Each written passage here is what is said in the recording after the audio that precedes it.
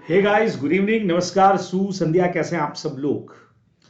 तो मे 24 की तैयारी आप लोग बहुत जबरदस्त तरीके से अब चालू कर भी चुके हैं। कोर्सेज आपके लगभग लगभग खत्म हो गए हैं। तो आप लोगों का आरटीपी जो है मे 24 के लिए वो आ चुका है, और उसके साथ ही आ चुके हैं मे 24 के लिए अमेंडमेंट्स। अब देखिए, आरटीपी के हिसाब से आप देखेंगे तो कोई खास अमेंडमेंट नहीं है, सिर्फ दो ही पॉइंट्स आप लोगों को दिए गए हैं जो बहुत सिंपल है। तो अलग से कोई नोट्स की रिक्वायरमेंट आपको इसके लिए रहने नहीं वाली है। यहीं से हम लोग मतलब सिंपल आप देखेंगे कि सिर्फ दो पॉइंट आप लोगों को दे रखे हैं, उससे ज्यादा इस बार में कोई चेंजेस नहीं है। जो आपने पहले पढ़ा वो एज इट इज आप यहाँ पे फॉलो कर सकते हैं, बराबर।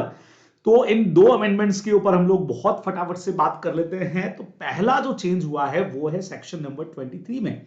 हालांकि चेंज नहीं है, पहले से प्रोविजन आ चुका था ये, और एप्लीकेबल जो है वो इस अटेम्प्ट के लिए हो गया है। सेक्शन 23 हमारा पब्लिक ऑफर और प्राइवेट प्लेसमेंट वाला है, जो आप लोग प्रोस्पेक्टस वाले चैप्टर के अंदर पढ़ते हैं। जहां हमने सबसेक्शन 1 में पढ़ा कि अगर कोई भी पब्लिक कंपनी है तो वो अगर अपने सिक्योरिटीज को इश्यू करे तो पब्लिक ऑफर के थ्रू कर सकती है, प्राइवेट प्लेसमेंट के थ्रू कर सकती है, राइट और बोनस शेयर के थ्रू कर सकती है।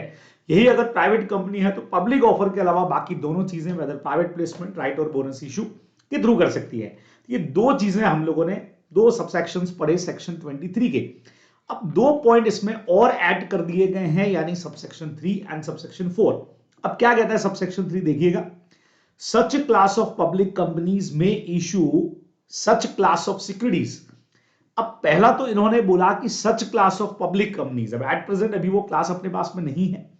May issue such class of securities, अब कौन सी सिक्योरिटीज वो इशू करेंगी ये भी आना बाकी है। For the purpose of listing on a permitted stock exchange in permissible foreign jurisdiction और such other jurisdiction as may be prescribed. यानी अब हमारे यहाँ की जो पब्लिक कंपनी की सिक्योरिटीज है जो भी प्रिस्क्राइब की जाएंगी, वो सीधा फॉरेन स्टॉक एक्सचेंज के अंदर भी रजिस्टर्ड हो सकती है, वहां पे भी परमिसिबल रहेगा कि वहां पे भी वो लिस्टिंग करवा सकती है, बराबर।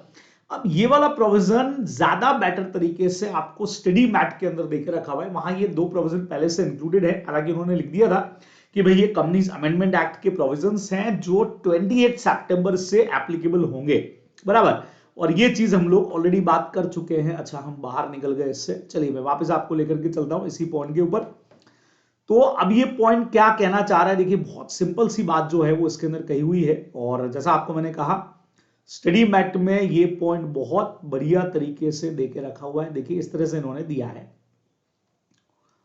ये रहा। हाँ जी, तो यहां से आप मेरे साथ इस पॉइंट को देखिएगा, मैं यहां से पढ़ रहा हूं इसको, और बहुत सिंपल है। Since more business are going global, अब देखिएगा पुराना हमारा जो सिस्टम था, अब आप लोगों ने फॉरेन कंपनी से अगर पढ़ लिया है तो वहां आपने आईडीआर के बारे में पढ़ लिया रहेगा। अब उसी तरीके से हमारे यहाँ अमेरिकन डिपॉजिटरी रिसिप्ट भी और जीडीआर भी है। मतलब हम जब बाहर से कोई इन्वेस्टमेंट अपने यहाँ पे लेते हैं हमारे शेयर्स के अंदर, तो हम डायरेक्टली उनको शेयर इशू नहीं करते, हम डिपॉजिटरीज के थ्रू जाएंगे और उनके थ्रू हम जाकर के जीडीआर या फिर अमेरिका में से इन्वेस्टमेंट अगर ले रहे हैं तो एडीआर हम लोग इशू करते हैं। ऐसे ही एक पॉइंट आप लोगों ने फॉरेन कंपनीज के आईडीआर के अंदर पढ़ा हुआ रहेगा, बराबर, जो नया इंक्लूड हुआ है। अब हम ये चाह रहे थे कि भाई since more and more business are going global and capital raise from across border is cost effective भी रहे। भाई जहां पे इंटरमीडिएटरीज आएंगे, डिपॉजिटरीज आएंगे, तो वहां अननेसेसरी के अंदर जहां हम कहीं ना कहीं ऑफशोर बैंक्स को इंक्लूड करेंगे तो पैसा जो है वो तो खर्च होगा, बराबर, कमीशंस भी लगेंगे, कॉस्ट भी लगेगी। तो बेटर है कि क्यों ना ओवरसीज में डायरेक्ट लिस्टिंग हो जाए। तो 23 सबसेक्शन 3 हमको डायरेक्ट लिस्टिंग की बात कर रहा है, जो पब्लिक कंपनीज नोटिफाइड रहेंगी and by allowing them to issue notified security for the purpose of listing on permitted stock exchange in permissible foreign jurisdiction और सच अदर जुरिस्डिक्शन भी रहे अगर कोई एज में बी प्रिस्क्राइब। तो अब क्या रहेगा कि उन पब्लिक कंपनीज को जो स्पेसिफाइड रहेंगी उनकी कुछ सिक्योरिटीज परमिसिबल जो भी हमारे कह सकते हो आप फॉरेन एक्सचेंज रहेंगे, फॉरेन स्टॉक एक्सचेंज रहेंगे, वहां पे डायरेक्टली ये हो जाएंगे लिस्टेड। तो देखो यहां एक बहुत बढ़िया सा बॉक्स में एक चीज लिखी है, in a direct listing domestic company can itself with the stock exchange, भाई वो एनलिस्ट कर सकती है खुद को stock exchange of other countries के साथ में बिना किसी इंटरमीडिएटरीज के थ्रू। तो जैसा एडीआर या जीडीआर के अंदर होता है, इंडियन कंपनी जो है वो डायरेक्टली नहीं कर पाती है बराबर से, वहां उनको क्या करना पड़ेगा, फॉरेन डिपॉजिटरी बैंक को देने पड़ेंगे, फिर वो वहां पे एडीआर या जीडीआर इशू करेंगे। फिर से आपको कह रहा हूं सेम कंसेप्ट फॉरेन कंपनीज के आईडीआर के अंदर जो होता है वही जीडीआर और एडीआर में भी होता है कि भाई आपको इंटरमीडिएटरीज के थ्रू जाना पड़ेगा। तो डायरेक्ट लिस्टिंग अगर हुई तो इंटरमीडिएटरीज जो है वो खत्म हो जाएंगे, कम हो जाएंगे, या ओवरऑल ट्रांजैक्शन कॉस्ट जो है आपकी बहुत कम हो जाएगी और ट्रांसपेरेंसी बढ़ेगी। तो कॉमनली ये पॉइंट कहना चाह रहा है कि पब्लिक कंपनी जो स्पेसिफाइड रहेंगी, जिनको सेंट्रल गवर्नमेंट स्पेसिफाई करेगा, वो अपनी सिक्योरिटीज को डायरेक्ट फॉरेन स्टॉक एक्सचेंज में लिस्टिंग करवा पाएंगी। तो ये तो परमिसिबल एक यहां से हो गया। अब ये जो कंपनीज आएंगी जो 23(3) के अंदर रहेंगी, इनको सेंट्रल गवर्नमेंट क्या करेगी, इन पब्लिक कंपनीज को और भी कुछ एग्जम्पशंस प्रोवाइड करेगी बराबर। अब देखो ये प्रोविजन दोनों जगह पे है। अगर मैं आरटीपी की बात करूं तो उसमें भी दे रखा है, तो central government may by notification exempt any class of public company जो सबसेक्शन 3 में आएंगे, मतलब जिनको फॉरेन लिस्टिंग की परमिशन दी हुई है, उन कंपनीज को यहां पे कुछ एग्जम्पशन भी दिया जाएगा। और वो एग्जम्पशन क्या रहेगा, सेंट्रल गवर्नमेंट अगर चाहे तो, एक तो complying with the provision of this chapter, ये जो चैप्टर अपना प्रोस्पेक्टस एंड अलॉटमेंट वाला है, यहां के कुछ प्रोविजन से एग्जम्प्ट कर देंगे, या चैप्टर 4 जो हमारा शेयर कैपिटल डिवेंचर वाला चैप्टर है वहां से एग्जम्प्ट कर सकते हैं कुछ प्रोविजन से। सेक्शन नंबर 89 जो हमारा रहेगा बेनिफिशियल इंटरेस्ट वाला, आपको ध्यान हो तो 89 के अंदर दो तरह के शेयर होल्डर्स होते हैं, रजिस्टर्ड और बेनिफिशियल शेयर होल्डर, तो उसकी जो डिक्लेरेशन है वो एग्जम्प्ट हो जाएगी। फिर हमारा एसबीओ वाला जो सेक्शन नंबर 90 वहां से एग्जम्प्ट कर सकते हैं, या डिविडेंड के डिस्ट्रीब्यूट करने में जो पनिशमेंट लगता है 127 वहां से भी एग्जम्प्ट कर सकती है। तो सेंट्रल गवर्नमेंट उन कंपनीज को जो 23(3) में कवर थी, जो फॉरेन स्टॉक एक्सचेंज में लिस्टिंग हो जाएंगी, लिस्टेड हो सकेंगी, उनको ये एग्जम्पशंस जो है वो प्रोवाइड कर सकती हैं। ये आपके को ध्यान में रखना है। तो ये दो नए सबसेक्शन आप लोगों के जुड़े हैं सेक्शन नंबर 23 के साथ में बराबर। एक पॉइंट तो अपना क्लियर हुआ, खत्म, बहुत सिंपल है।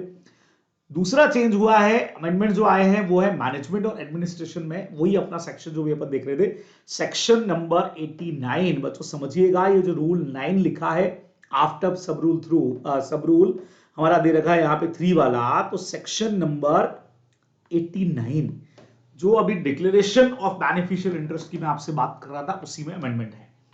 अब ये अमेंडमेंट कहां आया है, बहुत सिंपल तरीके से अगर मैं आपसे बात करूं तो आप लोगों ने जब सेक्शन 89 पढ़ा तो उसके प्रोविजन में हमने ये पढ़ा कि भाई रजिस्टर्ड शेयर होल्डर एक डिक्लेरेशन देगा अबाउट बेनिफिशियल शेयर होल्डर, फिर बेनिफिशियल शेयर होल्डर भी एक डिक्लेरेशन देगा अबाउट रजिस्टर्ड शेयर होल्डर।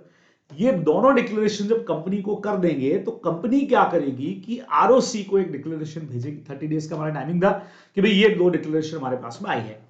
तो वो जो सेक्शन अपना है उसी के साथ में ये पॉइंट हमारे और ऐड हो गए। वो जो आपने पढ़ा वो सब रूल 3 के अंदर था, उसके बाद के पॉइंट ये हैं। तो सेक्शन नंबर 89 के साथ ही इन सारे पॉइंट्स को यहां पे पढ़ा जाएगा, ये आप लोग ध्यान में रखने वाले, ठीक है। और अभी वाला जो अच्छा ये भी मैं आपको बता दूं कि अपनी बुक से अभी वाली जो अपनी बुक है पेज नंबर 39 पे आपको मिलेगा सेक्शन नंबर 23 और 89 का भी मैं आपको बता देता हूं कि ये आपको एग्जैक्टली कहां मिलेगा अपने नोट्स में से भी। बाकी आप जिधर से भी पढ़ रहे हो कोई बड़ी टेंशन नहीं है, बहुत सिंपल सिंपल से हमारे टॉपिक है।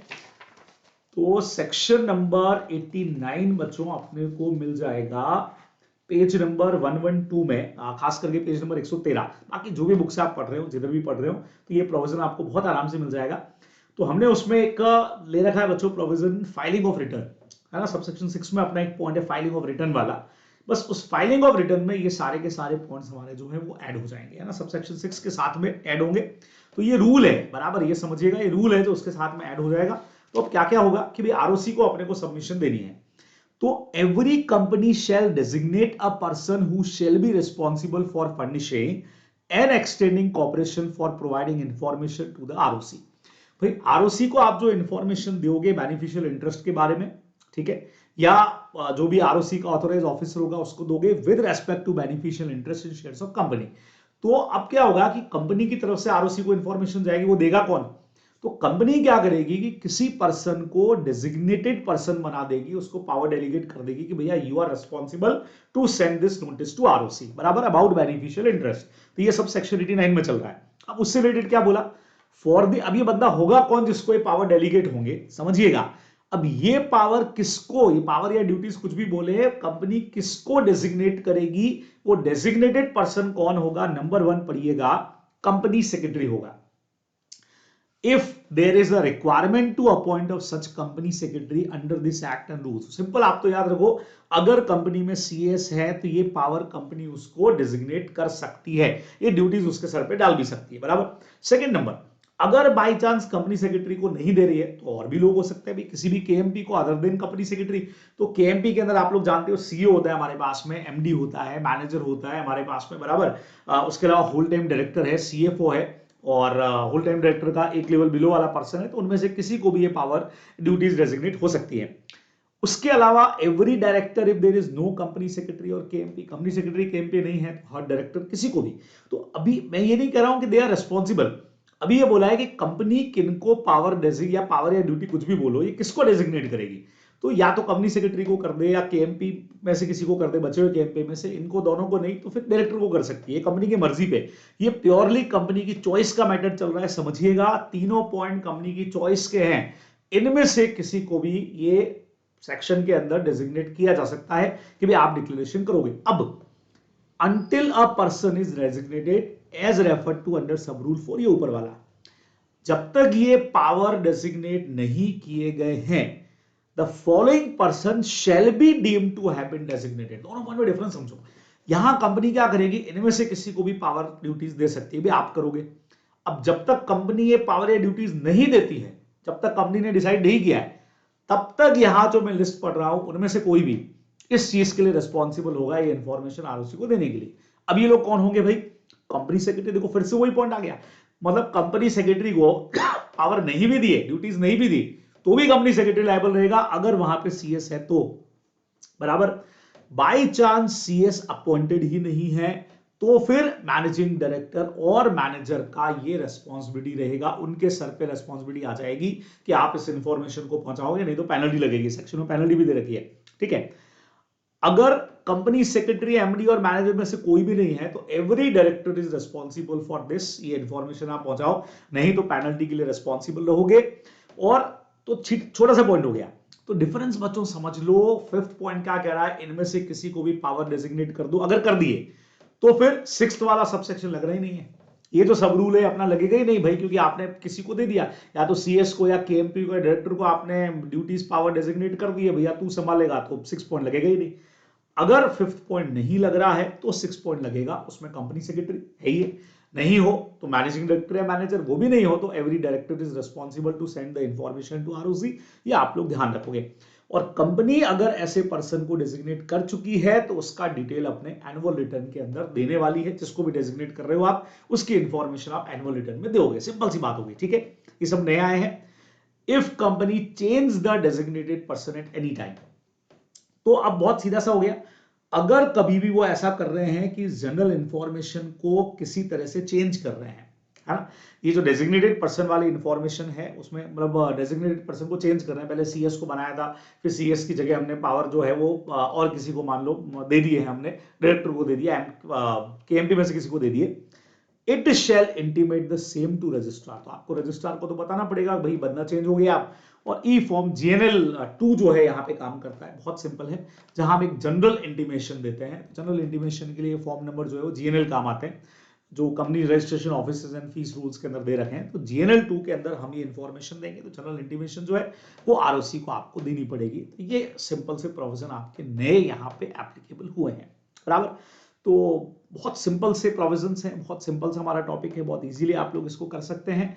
तो इन पॉइंट्स को जरूर एक बार कर लीजिएगा, यही बस आपके अमेंडमेंट्स है और कुछ भी नहीं। चलिए, तो आप लोगों से फिर जल्दी ही मुलाकात होगी बहुत सारी चीजों के साथ में, जहां काफी सारे क्वेश्चन प्रैक्टिस, कुछ इंपॉर्टेंट सेक्शंस और भी बहुत कुछ। तो तैयारी लगे रहिए जबरदस्त तरीके से, जल्दी फिर मुलाकात होती है, बाय बाय।